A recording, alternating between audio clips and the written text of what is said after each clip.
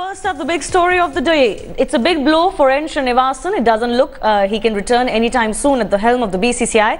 The Supreme Court today granted a 2-month extension to the Mudgal committee to investigate the IPL fixing scandal further before submitting their final report. That means N Srinivasan will not be able to stand for the BCCI presidential elections later at the end of September. Kapil Sibal, who was acting as BCCI's lawyer, argued against granting the overall extension and instead requested for interim report on at least certain people and keep investigating others who need further probe. But the Supreme Court refused to direct the panel on the same and left it to the panel's discretion whether to file interim reports. The court meantime asked the panel to expedite the probe and has set November 10th as the next date of hearing when the final report will be submitted.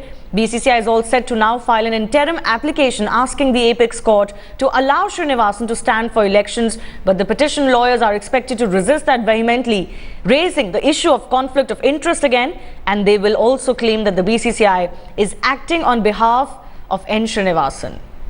Mudgal साहब ने Friday के दिन एक report submit करके court से उन्होंने कहा था कि जो इन्वॉल्व क्रिकेटर अभी इंग्लैंड में खेल रहे हैं उनका बहुत सारा वॉइस सैंपल वगैरह टेस्ट करना है, जो जज साहब आज बताए कोर्ट में। तो वो लोग जब आएंगे तो सब जांच वांच होने के बाद से जो फाइनल रिपोर्ट होगा वो कोर्ट में देंगे।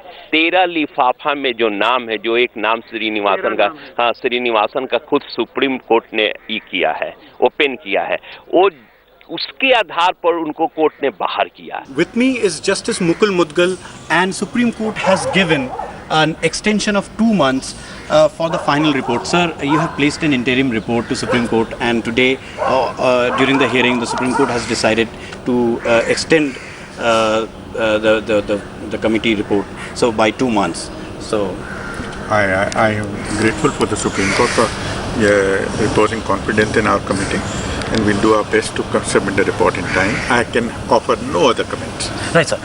Sir, but definitely the way Supreme Court has observed certain things that there is some very good substance in the report, and are you happy about that? I can't say anything about it. I don't know what the observations are. I wouldn't like to comment anything about the observations of the Honorable Supreme Court. Are you confident that you will be given enough support and help from every quarter? We have got all support whenever we ask for, and I'll finish the probe in time. Our consulting editor Boria Majumdar now joining us from Kolkata for more on this.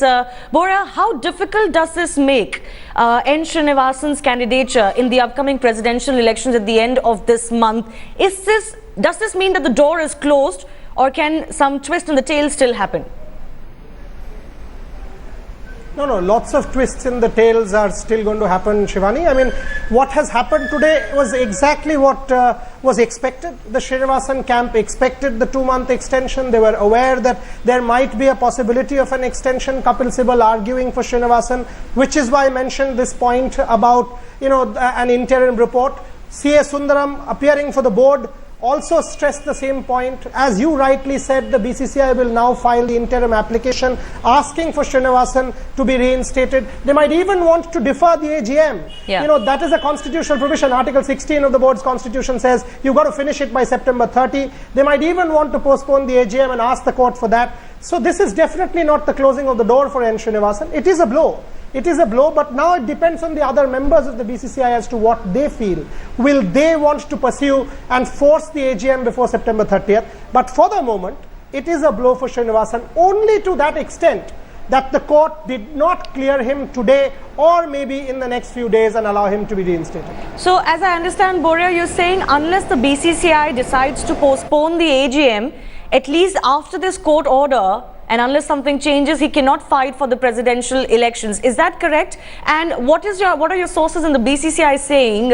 How much room for maneuvering does Srinivasan still have? How much support does he still have? Two very pertinent questions. One, I'll just explain what the situation is at this point in time in 45 seconds. The court has stopped Srinivasan from taking charge. So he's BCCI president in exile. According to this, he cannot come back till 10th November, which is the date of the final submission of the report, whereby he cannot stand for election till the end of this month. So it means that this 2-month extension, in a way, prevents Srinivasan from contesting for the post of BCCI president end of this month. So Shivani, you're right that it is assumed that he will be stopped, but there is a lot of room for maneuver.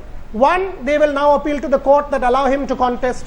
Two, BCCI might even want to postpone the AGM because Srinivasan will want to pull strings behind, and wants to ensure that that happens. Three, what are the board members going to say? Will they want the AGM to go through, or does Srinivasan still have a majority? BCCI sources, several names doing the rounds. One name that will perhaps come to the fore in the next few days is a very strong name from Delhi.